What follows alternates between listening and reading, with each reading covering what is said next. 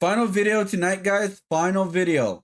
After that, we're gonna watch some video. We're gonna watch anything. We're gonna listen to music, talk about certain other topics that are happening right now, and we're gonna go from there. All right, guys. So the last video, the suspicious rebrand of Mark Zuckerberg. If you guys don't know, he is a reptilian. He's actually a reptile, not a human being.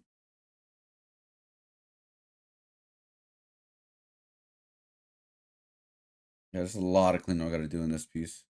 Thinks he has you fooled. He has spent the past years suspiciously transforming his image from the geeky Silicon Valley genius to a red-pilled alpha bro. And all it took was one conversation on the Joe Rogan podcast to expose the evil intentions behind Zuck 2.0. The third richest man in the world wants you to think he is just like you. He dresses like you. He works out like you. He likes to have fun and be silly like you. He even loves his family just like you do. Oh, and most importantly, after decades of harvesting your data and controlling the information shown on your social media feed, he now stands for lower censorship and celebrating your First Amendment right on his platforms. He wants to gain back your trust, but why? My Facebook got deleted. I got hacked. It is what it is. Today we are going to uncover what is really going on behind Mark Zuckerberg's new persona. Isn't it ironic that a seemingly antisocial, unrelatable Harvard genius created the framework for the future of human social interaction? If you ever heard Mark have a conversation, you wouldn't exactly mistake him for a socialite. You seem to be replacing Larry and Sergey as the people out here who everyone's talking about. You're just staring at me. Is that a question? Because of his awkward demeanor, frequent glitches in speech, and beady, soulless eyes, some people legitimately believe he is not human, that he is some sort of crash test dummy with AI software installed. And look, even though I try to keep my videos mostly objective and fact-based, I also love me a good conspiracy theory. And Zuckerberg not being a real human has way too much evidence for you to not even consider it just a little bit. But it is going to bother you because you're human, and I was human. I am human, still. I was human. But I was just referring to myself in the past. Not that I was not human. Zuckerberg, I remember well your first visit to Capitol Hill back in 2010. Control Houston, please call station for a voice check. All right, station, this is Mark Zuckerberg at Facebook. Can you hear me okay? It's a pleasure to talk with you today. Great to talk to you guys too. And is astronaut ice cream a real thing? Are the allegations true that you were secretly a lizard? I'm gonna have to go with no on that. I am not a lizard. And it makes it even harder for him to beat these allegations when he explains to Joe Rogan how basic human conversations work, as if he just made a revolutionary discovery. Your kind of subconscious kicks in, you start thinking about the topic. So it's like you might not actually have the thing that you want to say until like 5 minutes later. Right. Goddamn robot. Start this conversation, I think like the first few minutes were just kind of slow. It's like warming up. Like I'm like, okay, kind of like downloading into my memory. Like how am I gonna like just explain these different things? But it's I just think like a robot. Sort of how people work. However, we do know that CEOs transform their image and speech to be kind of robotic on purpose. They do rigorous media training because one wrong answer, one wrong word, even a wrong display of emotion can result in overwhelming bad publicity, which could drive down the stock price and upset shareholders. But Mark's robotic demeanor has generated a vast range of conflicting opinions about him, with many believing that he is a power-hungry oligarch looking to destroy human civilization. But to understand where those suspicions came from, I think he is, because it's an AI people. So you, instead of having a conversation with a person, you're having a conversation with people online, fake comments. Who the fuck wants to go through with that shit? Who the hell wants to like talk to a goddamn AI?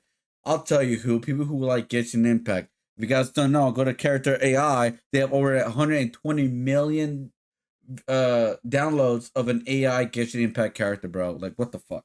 We must dive into the dark history of Facebook's origins. Facebook was a stolen idea. In 2004, Cameron and Tyler Winklevoss wanted to create a website for Harvard students to add people as friends, send them messages, and update their personal profiles to notify friends about themselves. They called it Harvard Connection, which was later rebranded to Connect You, and they partnered with Mark Zuckerberg to build the website. But Mark had other plans. In leaked instant messages to a friend from his college years, co-founders, Mark wrote, "So you know how I'm making that dating site? I wonder how similar that is to the Facebook thing, because they're probably going to be released around the same time, unless I f*** the dating site people over and quit on them right before I told them I'd have it done." He later confirmed to that friend that he intended on screwing the Winklevosses over, and Mark did exactly that. Yeah, he built did. Facebook while delaying Connect You, lying to the Winklevosses and not meeting deadlines. As if stealing their idea and sabotaging their company wasn't scummy enough, Mark also showed how conniving he truly is, attempting to destroy the Winklevosses' reputation. After he left the Connect You team, he hacked into their server, exploited a flaw in their system, and created another Cameron Winklevoss account. Before Mark admits, "We copied his account, like his profile and everything, except I made his answers all like white supremacist." Mark was extremely aware of his twisted intentions. He even called Facebook users dumb for trusting him. And your data being in control of someone untrustworthy may not seem like a big deal, but it is. You or I could go to any data broker's website right now and buy anyone's data for a few bucks. Yeah. It's completely legal. Big companies with I had to poor deal with security are getting hacked every day, and your personal information is being sold on the dark web so spammers, scammers, and identity thieves can target you. If the government can do something like ban TikTok, why won't they protect you from these similar practices? It's on us to protect ourselves, which is why I use today's sponsor, Aura. Aura keeps you safe online by doing all of the hard $20,000 into the company and was paying for server costs, which was discovered through these leaked messages from Mark's old computer. In return, Saverin was awarded roughly a 30% stake in the company. As the vision for Facebook grew, so did the demands of building it. Mark and the other co-founders packed up and moved to Silicon Valley, the heart of tech innovation, to pour their energy into expanding the platform. Meanwhile, Eduardo moved to New York, focusing on another startup called Jaboozle. Eduardo was responsible for setting up the legal structure for Facebook, raising additional capital, and crafting a solid business plan, which he did not efficiently do according to Mark. As Facebook gained momentum, cracks in their partnership widened. Eduardo's distance from the day-to-day operations frustrated Mark, who had started collaborating closely with Silicon Valley heavyweights like Sean Parker and Peter Thiel. Eventually, Mark and his allies devised a controversial strategy. Through a series of complex and ethically questionable legal maneuvers, they restructured the company to dilute Eduardo's ownership. The stake in Facebook plummeted from 30% to just about 4% by the time Facebook went public. But Eduardo's story didn't fade quietly into the background. Thanks to the dramatic courtroom battles that followed, his own accounts of the events in his book, and the $224 million box office hit movie The Social Network, the world had an extremely negative view of Mark Zuckerberg. Mark said that the movie, quote, made up a bunch of stuff that I found kind of hurtful. You ever end up seeing the film, The Social Network? Yeah, I did. Cool. Oh, thanks. And what did you think? It was interesting.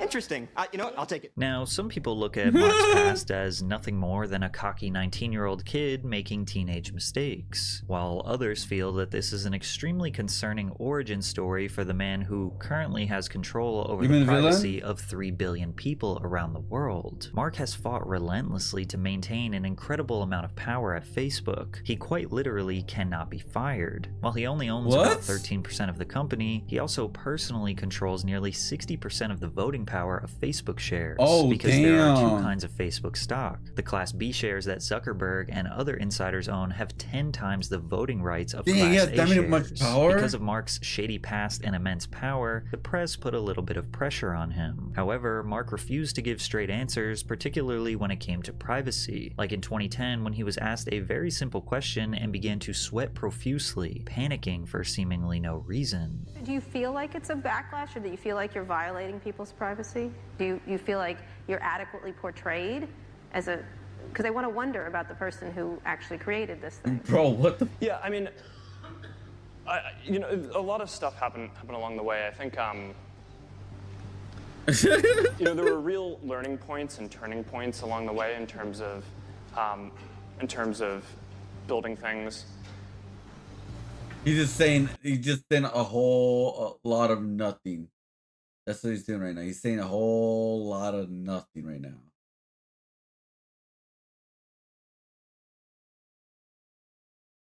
I can't go back and change the past. I can only do what we think is the right thing going forward. So, before we move off this privacy thing and I thought that was a fascinating It's answer. okay. You want to take off the hoodie?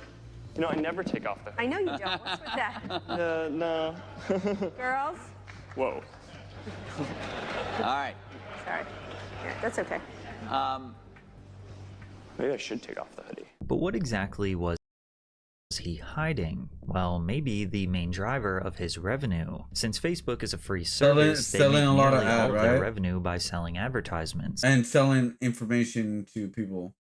The surface level business model is Right. relatively I think that was simple. the The thing. more time users spend on the app, the more ads they can show. Therefore, the goal is to keep growing the user base and keep people on the app as long as possible. But the amount of data that they collect about you in order to show you these ads is not only ethically questionable, it's borderline surveillance. They receive your credit score, your IDs, physical locations, political and religious beliefs, all of your text messages, microphone access, web browsing history. They quite literally get access to your entire life just because you want to use their app and they want to sell you specialized advertisements. Then again, I never used Facebook like that. The only reason I was using Facebook was two reasons. Just to post my art and videos, just because you never know, like, if it will get to the right audience eventually or not, without paying, which is very big copium, let's be honest. And also scheduling my posts for Instagram, which is like, oh, that was helping my channel grow. Like, it was finally getting traction again. Not that crazy traction, but it was getting traction. And I was organizing my Instagram too as well as like my secondary portfolio, because I have a portfolio on my main website, but it doesn't have everything I created on that website, right? I mostly have a lot of original characters on the commission portfolio on that website, but the Instagram has everything else, like all the fan art, all the other artworks I created, but it's more organized. That's what I'm using it for now.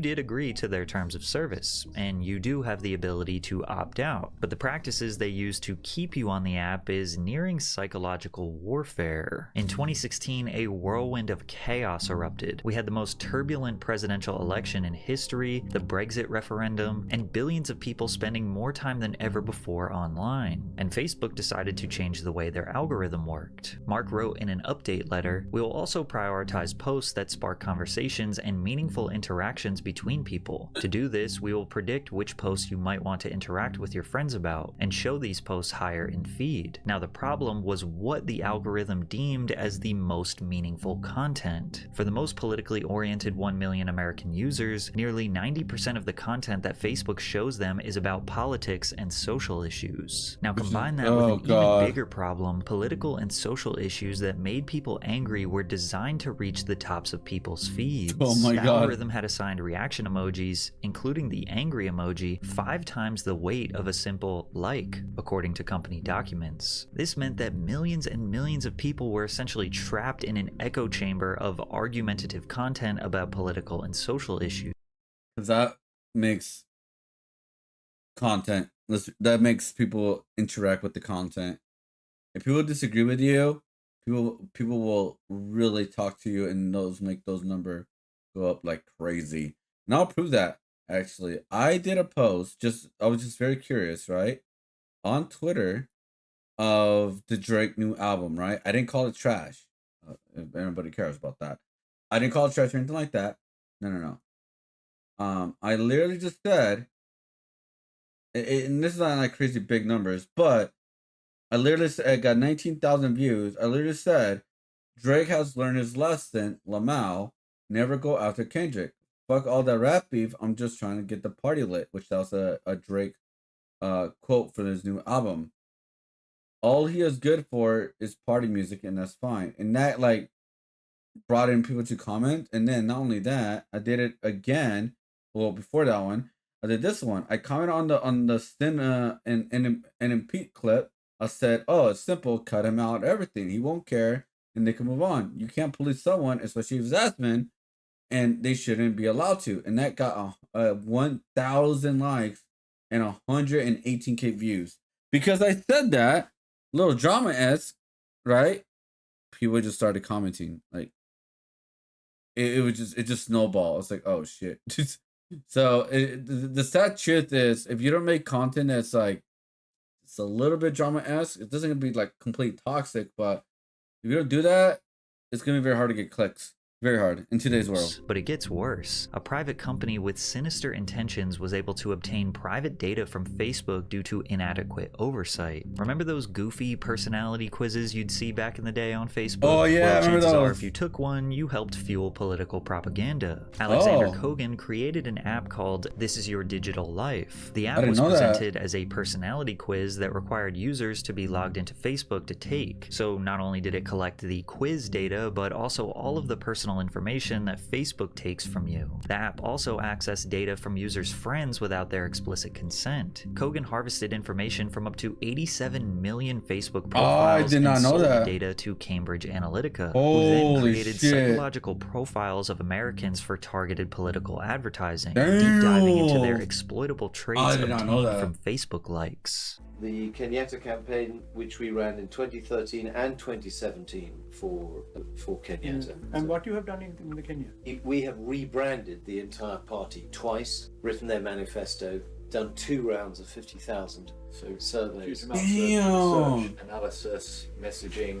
And then we'd write all the speeches and we'd stage the whole thing. So just about every element of his campaign. But Mark vehemently denies that social media contributes to political radicalization or polarization. Grounding this conversation in the actual research that has been done on this, which by and large finds that social media is not a large driver of polarization. So the question is, what are the unique phenomena in the different places? And I think for the people who are trying to say, hey, social media is the thing that's doing this, I think that clearly doesn't hold up, because social media is a phenomenon that is pretty much equivalent in all of these different countries. Now, in all fairness, this is exactly how we would expect him to respond. But this raises an even more important question. Is it Facebook's civic responsibility to regulate these radical individuals' behavior? Or is it the user that needs to take accountability for their own actions and beliefs? But is it even their fault if they are being psychologically manipulated by algorithms? Or more importantly, are these politically charged posts even being made by real people? Yes, Facebook is a private company, but have they become too big, too powerful? 65% of America uses one of Meta's products. Therefore, they have direct influence over 2/3 of the country. This resulted in Facebook getting slammed in the media, specifically blaming them for spreading political misinformation that they believe led to the election of Donald Trump.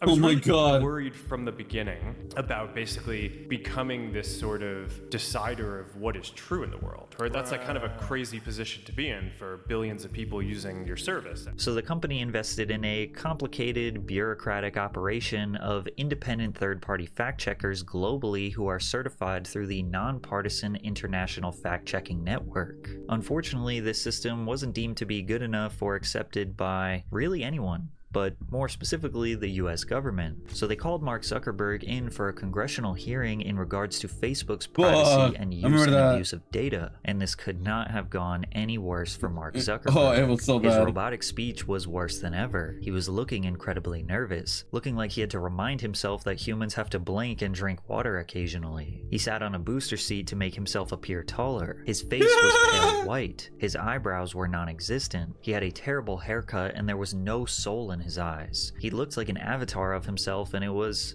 creepy. But what he said was even worse than how he looked. Senator, I think as a general principle, I think protecting minors and protecting their privacy is extremely important.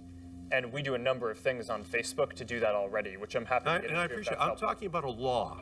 I'm talking about a law. Would you support a privacy bill of rights for kids where opt-in is the standard? Yes or no? Senator, I think that's an important principle. And I appreciate that. And I think we should. Do we need a law to protect those children? That's my question to you. Do you believe we need a law to do so? Yes or no? Senator, I'm not sure if we need a law, but I think that this is certainly a thing that deserves a lot of discussion. I couldn't disagree with you more. We're leaving. Like usual, he couldn't give a straight answer. He is a professional corporate question dodger. Do they provide the same service you provide? In different ways, different parts of it, Let me put it this way. If I buy a Ford and it doesn't work well and I don't like it, I can buy a Chevy. If I'm upset with Facebook, what's the equivalent product that I can go sign up for? Twitter? Well, there's the second category that I was going to talk about. I'm not talking about categories. I'm talking about, is there real competition you face? Yes, Senator. The average American uses 8 different apps to communicate with their friends and stay in touch with people, ranging from texting apps to email. Is the same service you provide? Well, we provide a number of different services. Is Twitter the same as what you do? It overlaps with a portion of what we do. You don't think you have a monopoly? It certainly doesn't feel like that to me. So after 5 hours of painstaking investigation, the American people learned basically nothing about how Facebook works, what they do with user data, and it did not immediately result in changes in legislation. However, in regards to the Cambridge Analytica scandal, in 2019, the Federal Trade Commission fined Facebook $5 billion for privacy violations. Facebook stole your data, and the government got a payday. It's tough to be at the other end. What was it like? Well, it's not good. I think. Well, so she stole our shit, and the government got paid instead of us getting paid, bro. The thing that I think is actually the toughest, though, is it's global, right? So, and really, when you think about it, the U.S. government should be defending its companies. I do think that the American technology industry is a bright spot in the American economy. I think it's a strategic advantage for the United States that we have a lot of the strongest companies in the world. I think it should be part of the U.S.'s strategy going forward to defend that. But it was about to get worse. If you thought the world was chaotic during the 2016 election, it pales in comparison to the 2020 pandemic. People were locked inside, petrified of getting sneezed on. The virus death toll seemed nobody getting out. People spending a lot of time online, bro. That time was crazy, dude. To be exponentially. Can you guys believe that COVID-19 was about 4 or 5 years ago now?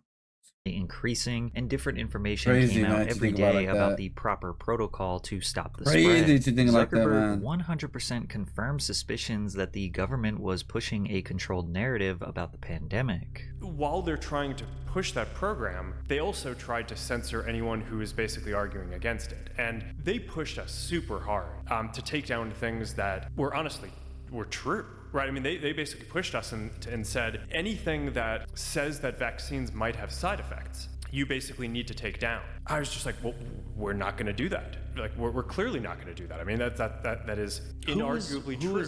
Now, at the time, if you thought mass censorship was happening, you would have been called a conspiracy theorist. Yeah. But today, Mark seemingly has the confidence to criticize the U.S. government, specifically criticizing the Biden administration after they lost the 2024 election. These people from the Biden administration would call up our team and like scream at them and curse, and it's like these documents it's all kind of out there. This is what I'm sorry, I want to be on the winning side looks like. Many people believe that Zuckerberg is pandering to the renaissance of private citizens demanding less censorship. I can see where they're coming from with that, but let's be honest, I think that's been proven like a couple times where like the Biden administration, the Biden Kamala, the whole thing, like they did try to control a lot of people of what they can ask or what they can say, especially like they just released like what a 16-minute uncut interview with Kamala, and that was like horrendously bad. That's why they had to edit it like crazy to make her look even a lot better than what she was actually sounding like. So honestly, a part of me does not part of me believes that I believe that they were going crazy over things that people were posting because like they don't want any like negative feedback. Look at who they try to get to endorse them, not the people. They try to get celebrities to endorse them, like stupid idiots. Like like what? That doesn't make sense. So I could totally believe they did try to censor a lot. I mean, cause look at their presidency for like the past 4 years. It was horrendously bad. It was horrible. Even I have to admit that. I'm not getting too political here, but holy shit, that was bad.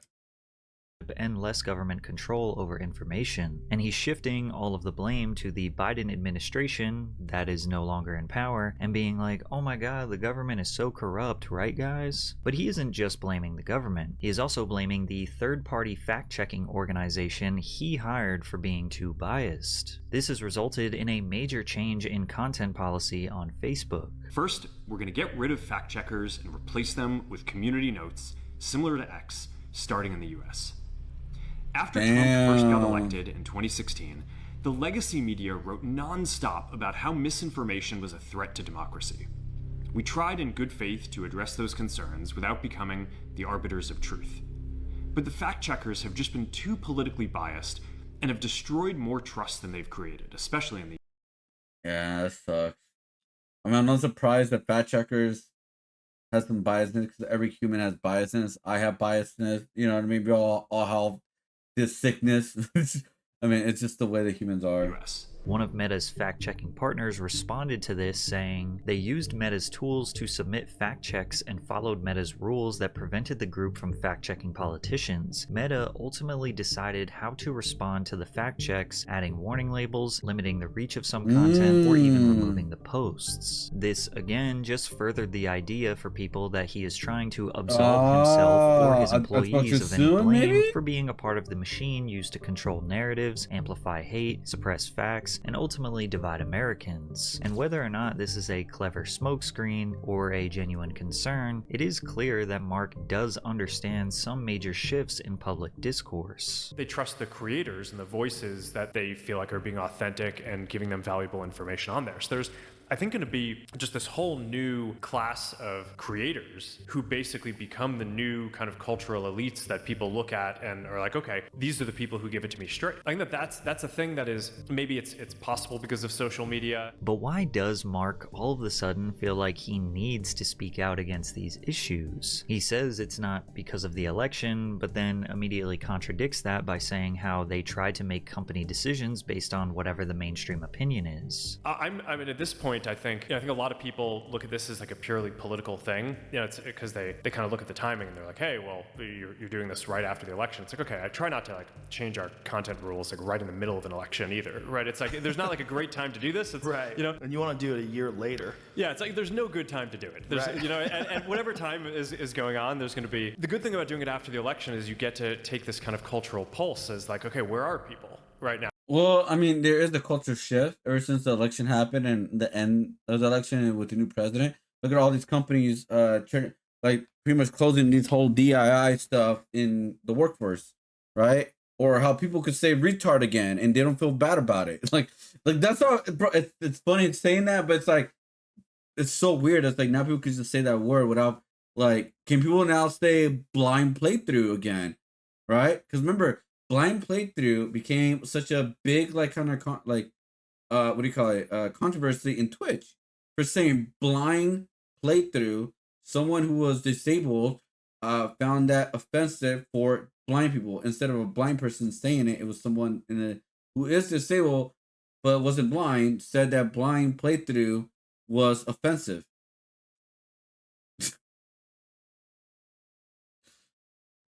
Now, and how are people thinking about it? We try to have policies that reflect, mainstream discourse. Shifting gears after an election cycle isn't exclusive to Facebook. Businesses of this size are always cautiously straddling the fine line between opposing ideologies, doing their best to stay attractive in a turbulent political climate. But many believe that the only reason his perfectly timed shift in ideology is even remotely believable is because of his physical transformation. That this is all a highly calculated PR campaign.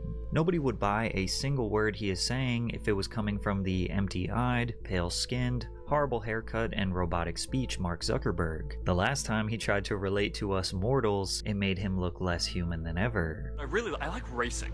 I don't know how many of you guys like doing that, but that's, I feel like all these activities, grilling meats, racing cars, are probably two of the most fun things that you can do.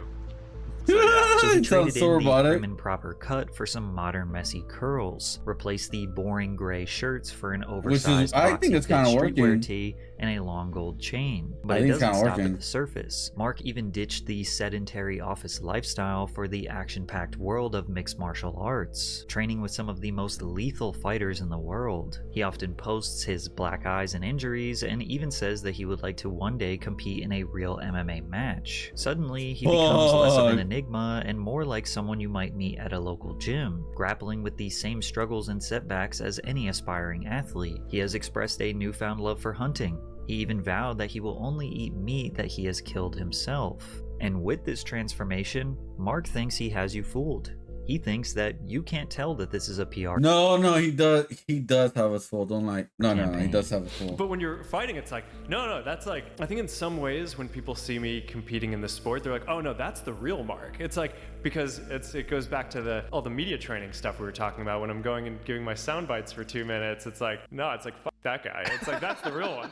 But why does he need you to like him or trust him? He is nearly the richest man in the world. He has over 3 billion people using his products. What more could he possibly need? Well, it could be argued that he is only now contributing to the narrative that our current world is borderline dystopian in hopes that those listening will flee to a world that he created. A world that he calls the metaverse. Zuckerberg rebranded the company as Meta on October 28, 2021, and conveniently during the heat of the pandemic, he revealed a new plan for an embodied internet experience, explaining it as a way to be inside of or one with the content, rather than viewing it on a screen. Oh, so bad, dude, so bad. Oh, hey, Mark. Hey, what's going on? Hey, Hi, Mark. What's up, Mark? Whoa, we're floating in space? Who made this place? It's awesome. Right? It's from a crater I met in LA. This place is amazing. Boz, is that you? Of course it's me. You know I had to be the robot, man. I thought I was supposed to be the robot.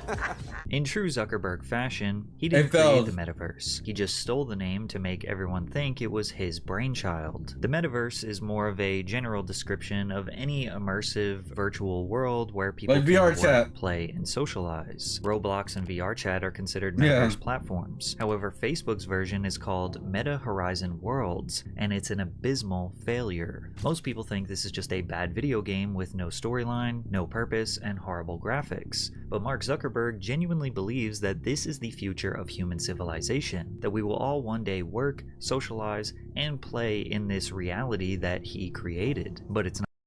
Honestly, he's not that far wrong. The way that the internet and people are interacting with each other, he's not that far off. I'm just gonna say, guys, he's not that far off. Because if you think about it, how people are interacting right now, are people downloading AI girlfriends, AI relationships, replacing human conversation to robots? Is it that far off? Me personally, guys, I don't think so.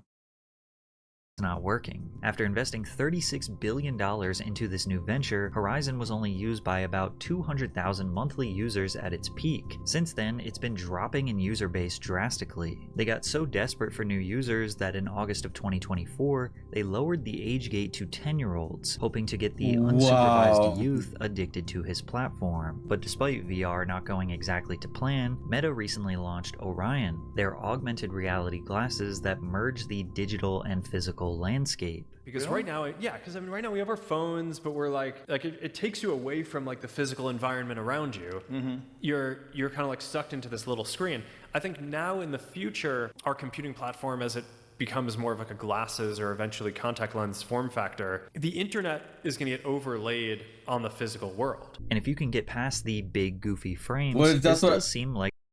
Which I honestly think that's what it's going to be like in the future. I mean, they're already doing it, so it's gonna get better and better and better and better. Apple's doing it. They're doing it. Google's gonna do it. They're all gonna do it eventually, and the products gonna get better. Obviously, right now, like he's gonna say, yeah, it looks goofy, looks weird, looks funny, but eventually it's gonna be like, damn, dude, I gotta get these, bro.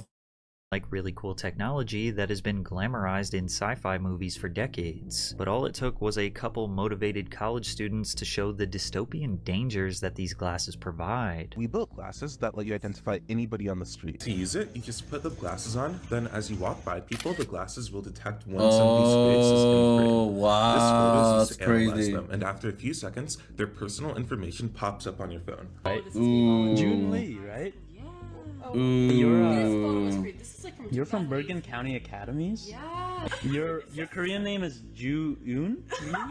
If that's what 2 bored college students could create, imagine what a $268 billion company could do. But the only thing Zuckerberg believes in more than the metaverse is artificial intelligence. Mark dubbed 2023 the year of efficiency, with Meta relying on more and more AI, which has resulted in tremendous layoffs. 86,482 people worked for Meta in 2022. Today, 67,317 people work there. That is 19,195 layoffs, or a 22% decrease in the workforce. But Zuckerberg thinks that this is actually a positive thing for humanity, that they will have more time to be creative. A lot of the code in they our always apps say that bullshit thing, man. that we generate is actually going to be built by AI engineers instead of people engineers. But I don't know. I think that that'll augment the people working on it. So I mean, my view on this is like the future, people are just going to be so much more creative and are going to be freed up to do kind of crazy things. And despite his relentless push for more AI and VR, despite him leading the charge to fuse computers and humans together so that they are one master species, the scariest thing that Mark Zuckerberg is doing is spending all of his time learning the most primal human skills. Take one scroll on Mark's Instagram and he is constantly posting from his isolated island ranch in the middle of the ocean, hunting, fishing, raising cattle, and learning how to defend himself. It's almost like he is preparing for a catastrophic event. He spent $187 million on 1,600 acres of land on the island of Kauai. This island is also not dependent on tourism, which means that it is currently self-sustaining and survivable. But even if it's not, he is building a 5,000 square foot underground bunker complete with its own energy and food supplies. He even shared a video to his Instagram of a massive movie theater built underground, so at least he won't be bored. You do have a bunker there. Is there something you know that we don't? No, I think that's just like a little shelter under, and it's like a basement. A little shelter? What are you worried about? A billionaire who can artificially control the information of 3 billion people is not your friend. Mark likely doesn't want to connect with others in the metaverse, but he does want you and your kids there. And the money that you make for him will be used to keep himself isolated on one of the most beautiful, resource-abundant wonders of the world. He will spend the rest of his days having deep conversations with friends, singing songs to his children around a campfire, cooking feasts for his pack using antibiotic-free cattle that they raised, and fresh produce with so they eat really good, right? Clean food. Yeah. Yeah, okay. Zero chemicals and preservatives. He will hunt, fish, fight, and learn how to build things with his hands. Totally relatable. Breathe fresh air, drink fresh water, and enjoy all the precious God-given resources in an age-old utopia. You, on the other hand, will own nothing, live in perpetual debt, spend nearly 100% of your time in the virtual world chasing fleeting moments of pleasure while your physical body withers away. It's fucking Artificial ridiculous. intelligence will operate as an untouchable ruling class, controlling every facet of existence, optimizing society for profit while suppressing. The metaverse is fucking stupid, man. We gotta get stopped being played, bro. We're getting played so much by everybody. Like, people need to stop, dude. I feel like people are just looking for a replacement. And I understand the escapism of entertainment, but bro, this is not the answer. This is my opinion. This is just gonna make things worse when it comes to human interactions. And yeah, like again, stay away from metaverse, stay away from virtual reality. It's just not worth it right now, and it's not gonna be a beneficial thing, in my opinion. It's just not.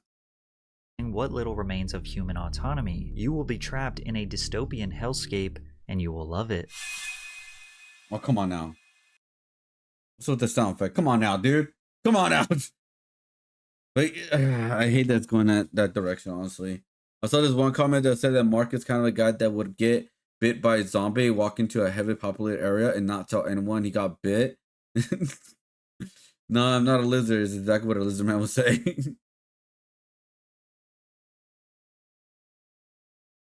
If the service is free, you are the product. As the AI gets better, he starts to look more human. Coincidence? I think not. I was human. Delete social media. It's not free. You are the product. You should protect your privacy and mental health. Bro, if everybody deleted their social media, so many jobs will be lost to this day. Every single streamer, content creator on YouTube will lose their jobs 100%. Not only that, marketers will lose their jobs. To say, not really. You know what's funny? Graphic designers will actually thrive because they make designs for products and stuff, right? Human like physical products. But damn, dude, if Y2K actually happened, like in the social media aspect, not like everything, that would be crazy. Like Twitter shut it down, Facebook shutting down, every single social media, bro. Oh my god, just thinking like that. Oh, okay, I'm done.